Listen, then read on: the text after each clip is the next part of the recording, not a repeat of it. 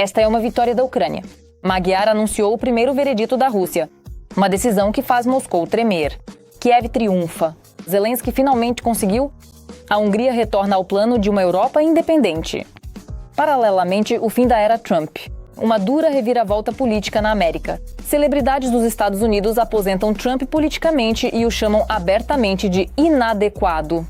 Além disso, a revanche de Kamala. Harris volta para se vingar e aumentar a pressão sobre os republicanos após a derrota. Enquanto isso, a Grã-Bretanha entra em estado de guerra emergencial. Starmer convoca soldados para um confronto direto com Putin.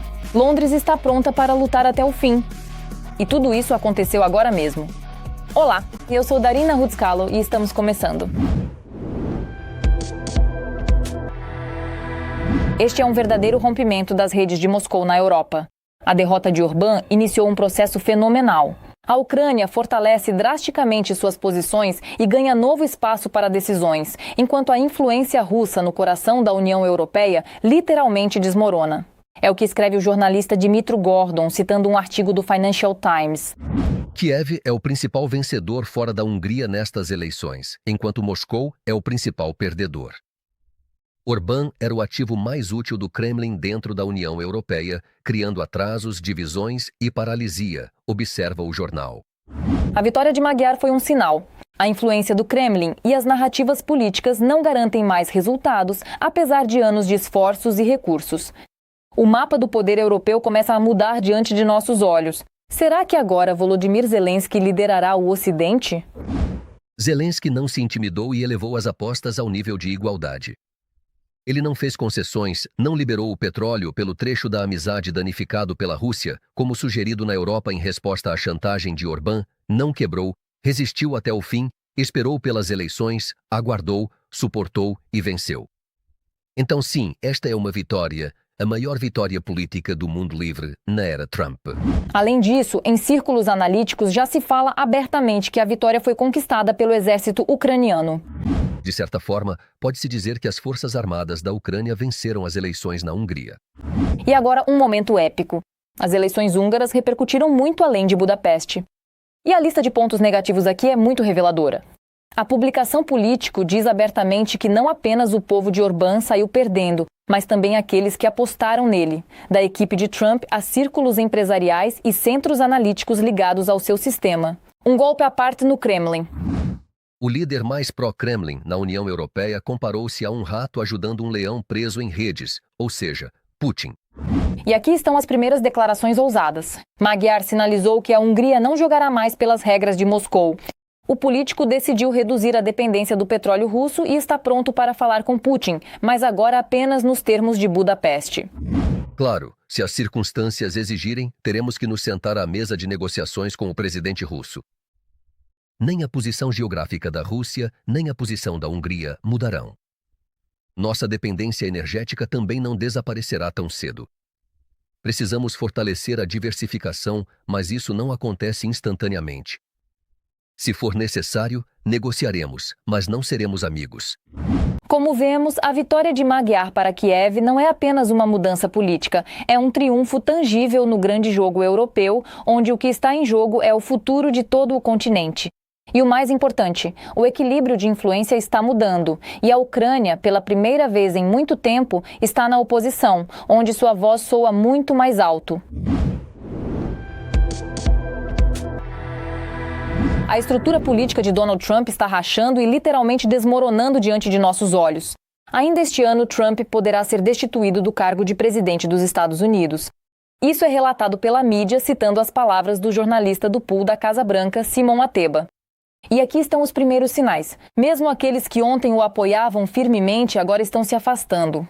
Os blogueiros MAGA não estão mais se contendo. A famosa apresentadora Candace Owens declara abertamente: é hora de mandar Trump para a aposentadoria política. Você ficará chocado com essa retórica afiada. Talvez já seja mesmo hora de mandar o vovô para um asilo. Ao mesmo tempo, Tucker Carlson, que antes apoiava Trump, agora fala dele com pesar, dizendo que ele é um homem que perdeu o controle e não toma decisões por conta própria. E até Alex Jones está mudando o tom. Em vez de apoio, ouvem-se quase orações para que o presidente seja libertado de alguma influência sombria. Os sinais estão ficando cada vez mais fortes, até os seus não se calam mais. E isso deixa Trump extremamente furioso. O americano está cuspindo fogo. Eles têm uma característica em comum, um QI baixo. Eles são pessoas estúpidas. Eles sabem disso. Suas famílias sabem disso e todos os outros também sabem. Olhem para o passado deles. Olhem para o histórico deles. Eles não têm o que é preciso e nunca tiveram. E enquanto os republicanos estão literalmente se devorando com um zelo frenético, os democratas preparam um poderoso contra-ataque. Kamala Harris sai oficialmente das sombras e se prepara para se vingar da derrota nas eleições anteriores. Falando a defensores dos direitos humanos, a ex-vice-presidente deixou claro, ela está se preparando para uma nova luta pelo cargo mais alto. Servi por 4 anos, estando a um passo da presidência dos Estados Unidos. Passei inúmeras horas em meu escritório na ala oeste, a poucos passos do Salão Oval. Passei inúmeras horas no Salão Oval e na sala de situação. Eu sei o que é esse trabalho e sei o que ele exige. Além disso, o cenário de um retorno de Kamala Harris parece cada vez mais realista. Donald Trump ameaça abertamente com crimes de guerra contra toda a civilização iraniana. A consideração da 25ª emenda deve começar imediatamente, mas se o gabinete for muito tímido, a Câmara deve iniciar o processo de impeachment agora. Como vemos, a cadeira de Donald Trump está balançando como nunca antes. Qual será o desfecho final? Acompanhamos o desenrolar dos fatos. Esta é uma verdadeira sensação. A Grã-Bretanha se prepara para declarar lei marcial. O governo do país desenvolve um plano de preparação em larga escala para uma possível transição para o estado de guerra, reforçando a prontidão das Forças Armadas. No entanto, não se limitará apenas ao contingente militar. As mudanças afetarão a polícia, hospitais, a indústria e a população civil. O chefe do Estado-Maior de Defesa britânico, Richard Knighton, disse isso à Sky News. Ele disse que a população civil deve estar ciente de que a paz relativa que a Grã-Bretanha desfrutou nos últimos 30 anos está sob uma ameaça cada vez maior. Londres reconhece oficialmente que a Rússia é a causa das mudanças drásticas na segurança. Já em maio de 2025, soube-se da atualização do Plano Nacional de Defesa para o caso de um ataque direto de Putin, que prevê a divisão do país em 12 zonas para uma gestão eficaz em conflito. No entanto, ações radicais para conter Moscou são necessárias hoje mesmo. Recentemente, a Grã-Bretanha realizou uma operação especial relâmpago que frustrou planos astutos. Um submarino de ataque da classe Akula e 2 submarinos especiais Gug aproximaram-se de navios e infraestruturas britânicas. A Rússia os utiliza justamente para preparar sabotagens contra cabos vitais de comunicação e energia. Durante um mês, os militares e aliados os mantiveram na mira, alcançando o resultado desejado. O submarino deixou a zona de observação e recuou para o seu ponto de implantação permanente.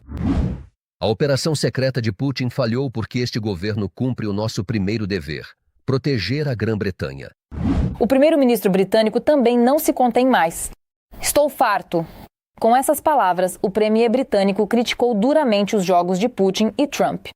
Keir Starmer explodiu de insatisfação, explicando que as contas de energia oscilam devido a crises internacionais causadas justamente pelos líderes da Rússia e dos Estados Unidos. Uma tempestade se aproxima. Starmer estabeleceu um novo patamar. A Grã-Bretanha deve ser um país que não vive em choques globais constantes e não depende de cada explosão fora de suas fronteiras. A Ucrânia define novas regras de guerra, e isso não é mais uma previsão, é um fato. Um recorde absoluto que muda a própria lógica da defesa aérea. E por trás desse avanço não está apenas o exército, mas uma nova geração de tecnologias implementada pela equipe de Mikhailo Fedorov.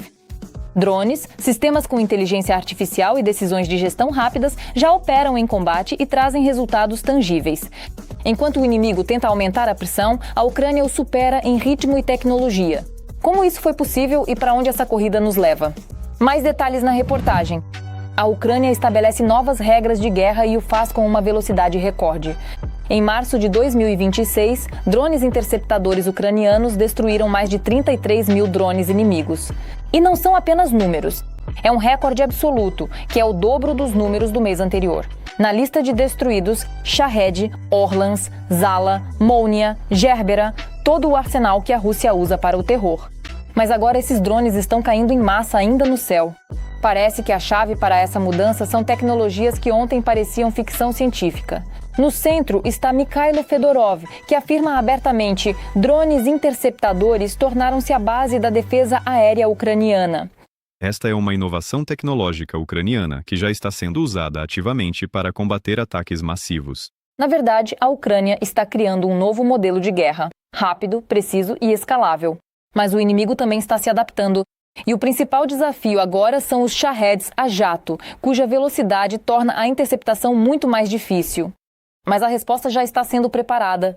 Engenheiros ucranianos, junto com fabricantes, buscam pontos fracos, testam soluções e preparam um novo salto. Parece que uma nova corrida tecnológica está começando. A Ucrânia está à frente.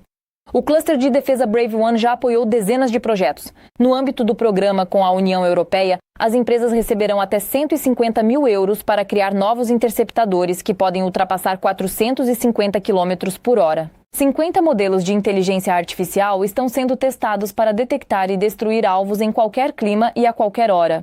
E isso não é teoria. É um sistema que já está funcionando. Na Ucrânia foi introduzido até um modelo único. As empresas recebem recompensas por Shaheds destruídos. Foi assim que um drone inimigo foi abatido pela primeira vez por um interceptador.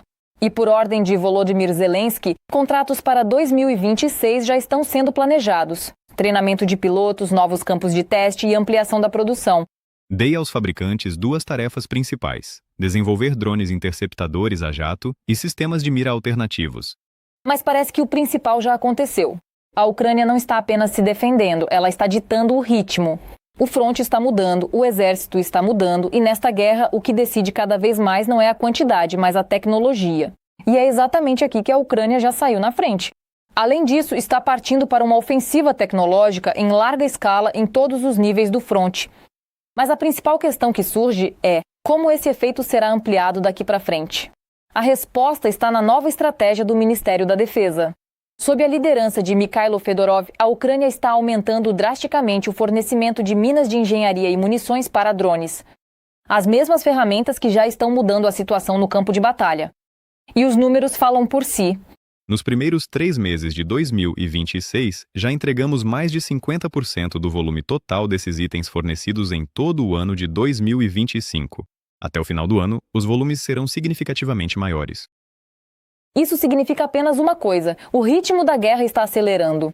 Parece que a Ucrânia está apostando na precisão e na economia da guerra. E aqui está a fórmula principal. Minas de engenharia destroem equipamentos inimigos e os forçam a se mover de acordo com nosso cenário para armadilhas de fogo. O custo de uma única mina é muito menor do que o do equipamento que ela para ou destrói. É a matemática da guerra. Armas baratas contra equipamentos caros, controle do movimento inimigo em vez de combates caóticos. Não é mais apenas defesa, é a gestão do campo de batalha. Mas o verdadeiro avanço está na sinergia com os drones. Munições para drones os transformam em ferramentas de precisão cirúrgica. Eles permitem atingir a infantaria e veículos leves com precisão, sem usar munições caras de grosso calibre. Eles alcançam o inimigo onde outros meios não são eficazes. Cada drone é um ataque de alta precisão. Cada surtida é uma posição inimiga a menos. E o principal, poupar recursos para ataques críticos. Parece que a Ucrânia está construindo todo um ecossistema de guerra de nova geração. Drones FPV, reconhecimento, sistemas de ataque, minas, tudo funciona como um único mecanismo. As Forças Armadas precisam desses itens em grandes volumes, por isso continuamos a ampliar o fornecimento. Uma das tarefas principais é fortalecer as unidades e fornecer-lhes os meios necessários. E as escalas já são outras. Contratos renovados, compras ampliadas, trabalho sistêmico para os próximos anos. E outra frente importante é a reforma do próprio sistema de compras. Porque aqui velocidade significa vida. Nossa meta é torná-lo um dos mais transparentes e eficazes do mundo. As compras devem funcionar rápido e sem burocracia. A vida dos militares no front depende diretamente da rapidez na contratação e no fornecimento. Após ampliar a produção, a integração com a Europa e resultados recordes no front, o próximo passo é a adaptação imediata a novas ameaças. E agora não se trata apenas de drones, mas de todo o sistema de defesa aérea. O governo toma uma decisão que pode mudar radicalmente a situação na luta contra os Shaheds. A vice-primeira-ministra Yulia Sviridenko informa: a Ucrânia está simplificando a modernização da aviação. Agora é possível instalar armamentos, meios de comunicação, navegação e detecção de alvos sem aprovações demoradas. O que antes levava meses, agora acontecerá em poucas semanas. E o principal? Velocidade. Todo o processo de reequipamento é reduzido para um mês. Fabricantes, engenheiros e até as próprias unidades de combate estão envolvidos no trabalho. Temos que mudar rápido e adaptar nossos procedimentos aos desafios da guerra. Isso significa uma coisa: a reação à ameaça é quase instantânea. E novamente Mikhailo Fedorov tem um papel fundamental. Ele acrescenta: o círculo de executores está se expandindo e a modernização poderá ser feita não só por empresas, mas pelas próprias unidades militares. Uma modernização mais rápida da aviação significa uma adaptação mais veloz a novas ameaças e mais chances para os militares contra ataques aéreos. Parece que a Ucrânia está construindo um sistema integral. Drones destroem alvos no céu, minas e drones controlam o campo de batalha. A Europa fornece recursos e tecnologia e a aviação se adapta rapidamente aos novos desafios. A imagem final é clara: a Ucrânia está à frente. E enquanto o inimigo tenta encontrar pontos fracos, a Ucrânia já muda as regras do jogo no ar, na terra e na tecnologia. E essa velocidade pode ser decisiva. Este é um evento que atrai atenção máxima para a região. A Transnistria está novamente no centro dos processos políticos, onde a luta por influência e controle se intensifica. A Moldávia aumenta drasticamente as apostas com Moscou, escolhendo a integração europeia e o distanciamento da influência russa. Paralelamente, a tensão cresce na região. A Ucrânia mantém prontidão defensiva perto das fronteiras. Os planos do Kremlin enfrentam novamente a dura realidade, que muda o equilíbrio de poder em tempo real. Os eventos se desenrolam rápido e este é apenas o começo de uma nova fase. Os primeiros detalhes a seguir. Deixem-nos entrar e ajudaremos vocês a repelir os russos. A Moldávia entra com tudo no confronto com Moscou. Chisinau decidiu agir por um lado inesperado. Na mesa, uma proposta que é impossível de recusar. A experiência eleitoral moldava pode ser fundamental para ajudar países onde o Kremlin interfere durante as votações. Uma estratégia que tira o chão debaixo dos pés de Putin. A Moldávia, por tentativa e erro, testou e implementou com sucesso contra-estratégias. Podemos trocar experiências no combate ao financiamento ilegal, à desinformação, na cibersegurança e na proteção da integridade eleitoral. Parece que o momento da verdade chegou. A segurança sempre foi o principal motivo pelo qual a Moldávia quis aderir à União Europeia. Agora, Chisinau está convencida de que pode fortalecer a aliança, expondo tudo o que Putin usava como trunfo até recentemente. Lembramos que, antes das eleições de 2024 e 2025, o regime russo comprou votos, atacou infraestruturas e usou fazendas de trolls. A Moldávia reuniu tudo isso em um punho de força para golpear sem avisos prévios. Parece que um nocaute se aproxima, e o que está em jogo é nada menos que a Transnistria. A Federação Russa se apropriou descaradamente desta região há décadas. Evidentemente, finalmente chegou a hora do acerto de contas para Putin. O país afirma claramente: expulsar as tropas russas só é possível através de cooperação estreita com a Europa e aliados transatlânticos. O plano foca em pressão internacional sobre Moscou para forçar sua saída e na reestruturação da missão de paz com desmilitarização. Segundo especialistas, Chisinau faz de tudo para que nem a resistência das elites locais atrapalhe a estratégia. O cenário visa o apoio internacional máximo e torna a ideia ousada de reintegração em uma chance real para a Transnistria. Pela primeira vez em 20 anos, um plano internacional está na mesa dos parceiros ocidentais. Trata-se da desmilitarização total da região e do seu retorno ao controle do governo central. Em Bruxelas, as apostas subiram ao máximo. O vice-primeiro-ministro responsável pela reintegração da Transnistria, Valery Shiver, ajudou o mundo a abrir os olhos para a verdade. As autoridades declaram abertamente: não há mais como esperar. A integração europeia não pode ser refém de um conflito congelado. O momento da libertação da Transnistria já chegou. A Moldávia planeja enquadrar as autoridades de facto da região e aplicar medidas econômicas que as forçarão passo a passo a cumprir as exigências de Chisinau. Além do chicote, a Moldávia também prepara a cenoura. Para ajudar a Transnistria e suas empresas e contribuintes a cumprir as novas regras, Chisinau planeja criar um fundo especial de convergência, que será alimentado por contribuições nacionais e internacionais. Mas esse dinheiro só virá em troca de concessões políticas de Tiraspol. E aqui está mais um tapa diplomático. Negociações sem a Rússia, novos formatos de acordos.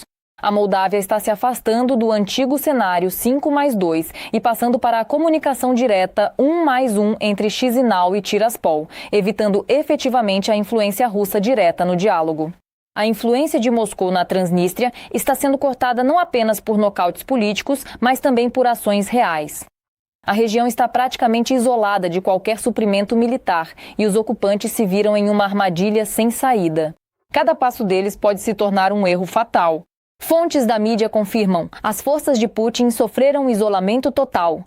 A Ucrânia e a Moldávia introduziram conjuntamente um bloqueio total à Transnistria, o que indica uma clara mudança de política, fechando todos os postos de controle e aplicando controles alfandegários e de segurança a tudo o que entra ou sai da região. Cerca de 1.500 militares russos ficaram cercados sem nenhum suprimento, nem combustível, nem equipamento, nem provisões. Rotas anteriormente seguras que Moscou usou por anos, agora estão trancadas a 7 chaves. A pressão sobre os ocupantes aumenta de todos os lados e Putin se viu em um beco sem saída crítico. Cada dia sem reforços o aproxima de um colapso total. A Transnistria não é mais uma zona de livre passagem, mas um território rigidamente controlado, onde o apoio externo é difícil e visível. No entanto, a Ucrânia deve manter tropas perto da Transnistria, pois o Kremlin já sente que está perdendo o controle. Na Moldávia fala-se sobre isso sem rodeios. O eco dos fracassos de Moscou é sentido em todos os níveis. A região está se tornando uma arena onde a estratégia da Ucrânia decide o destino da Transnistria. Para a Ucrânia, as tropas russas na Transnistria não são mais um fator inerte. Elas são vistas como uma plataforma potencial de desestabilização. A Ucrânia deve manter suas tropas por precaução. Mesmo com capacidades limitadas, sua importância continua sendo político-estratégica. A pressão sobre os ocupantes cresce e o próprio Putin já não esconde a sensação de que é impossível manter o controle e qualquer passo à frente para ele pode ser um erro fatal. Por fim, Moscou recorre à intimidação. A Rússia quer criar uma zona tampão na região de Vinícia, usando para isso a região ocupada da Moldávia. No gabinete do presidente ucraniano falaram sobre isso abertamente. É a primeira vez que se registram neles planos desta natureza. Digo francamente que não vale a pena entrar em pânico, pois no momento não vejo neles força para realizar todas essas intenções. No entanto, as forças ucranianas estão prontas, minerando fronteiras e trazendo reservas. Vários meios de comunicação ucranianos escrevem sobre isso, citando militares. Além de minas, arame farpado Yegosa está sendo instalado, bem como sistemas autônomos de vigilância e alerta em toda a fronteira. Segundo o Comando Operacional Oeste, unidades mecanizadas adicionais com blindados estão sendo enviadas à fronteira com a Transnistria para reforçar a defesa nessa direção. A Ucrânia continua mantendo suas posições, lançando as bases para a libertação final da região. Agora, o choque: as forças ucranianas estão prontas para entrar na Transnistria e, com o exército moldavo, derrubar a ditadura de Putin. Os sinais são claros e não é a primeira vez que surgem. Recentemente, Kirilo Budanov também falou sobre um possível desenvolvimento chocante dos eventos. O ex-chefe da inteligência ucraniana enfatizou que a região continua sendo um reduto da influência russa que Moscou mantém há mais de 30 anos. No entanto, o exército ucraniano é capaz de cortar essas amarras. E podemos resolver essa questão se nos dedicarmos a isso, resolvê-la radicalmente. Mas será que é necessário fazer isso?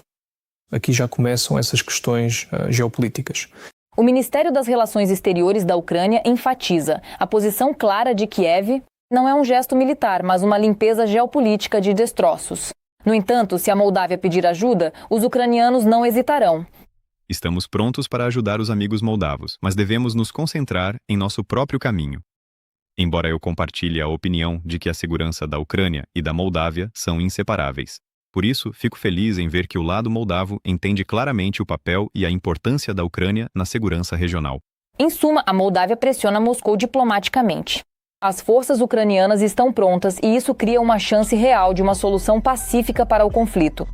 O Kremlin perde o controle gradualmente e a Transnistria se aproxima de um futuro seguro e estável.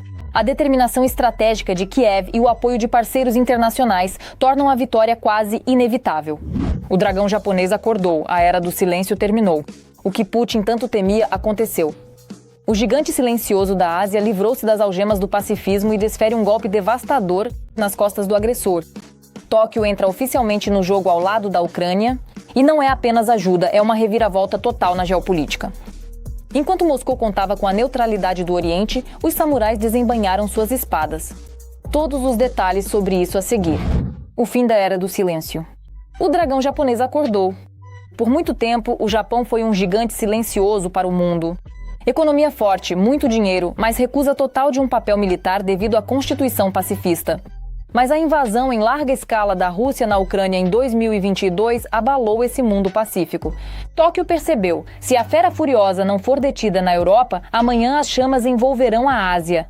Hoje vemos uma reviravolta fatal para o Kremlin. O Japão entra no jogo como um parceiro de aço da Ucrânia, entendendo que Kiev e Tóquio travam a mesma batalha pela sobrevivência. Os números falam mais alto que as palavras. O Japão já investiu na Ucrânia mais de 15 bilhões de dólares, ocupando o 6º lugar no mundo entre os doadores. Mas o verdadeiro choque para o Kremlin é o novo pacote para 2026, no valor de 6 bilhões de dólares. Isso foi declarado pela vice-presidente do parlamento, Olena Kondratiuk. Kiev já recebeu de Tóquio mais de 2.500 geradores elétricos, mais de 65 transformadores, 10 usinas geradoras e outros equipamentos críticos para apoiar e restaurar o sistema de energia.